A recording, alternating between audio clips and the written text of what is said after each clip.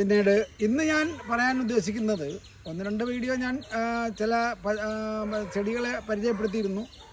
ഇന്ന് ഞാൻ പറയാൻ ഉദ്ദേശിക്കുന്നത് ഒരു ചെടിയെക്കുറിച്ചാണ് പ്രധാനമായി. ആ ചെടിയെന്ന് പറയുന്നത് നമുക്ക് ഇന്ന് നമ്മുടെ നാട്ടിൽ സർവ്വസാധാരണമായ ഒരു പ്രശ്നമാണ് പല്ലിന് കേടുവരിക, പല്ലുവേദന ഉണ്ടാകുക എന്നുള്ളത്. അപ്പോൾ പല്ലുവേദന ഉണ്ടാകുന്നതിൻ്റെ കാരണം പല്ലിൽ കേട് വന്നിട്ടാണ്. എന്തുകൊണ്ടാണ് പല്ലിന് കേട് വരുന്നതെന്ന് ഞാൻ നേരത്തെ ഒരിക്കൽ പറഞ്ഞിരുന്നു.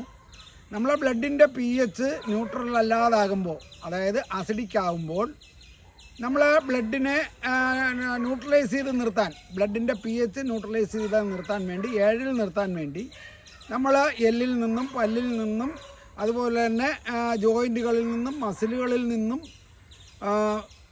കാൽഷ്യം വലിച്ചെടുക്കുകയും അതിൻ്റെ ഫലമായി എല്ലിനും പല്ലിനുമൊക്കെ തേയ്മാനങ്ങൾ വരികയും പല്ലിനും എല്ലിനുമൊക്കെ കേട് സംഭവിക്കുകയും ചെയ്യും. അങ്ങനെയാണ് നടുകഴപ്പ്, പിന്നീട് അതുപോലെ തന്നെ മുട്ട് തേയ്മാനം, സന്ധികൾക്കുണ്ടാകുന്ന നീര്, ഇങ്ങനെ ഒത്തിരി കാര്യങ്ങളുണ്ടാകുന്നത് അതുകൊണ്ടാണ്. സന്ധിവേദനയൊക്കെ ഉണ്ടാകുന്നതാണ്. അപ്പോൾ അതിനെക്കുറിച്ചൊക്കെ നമുക്ക് വിശദമായി പിന്നീട് പറയാം.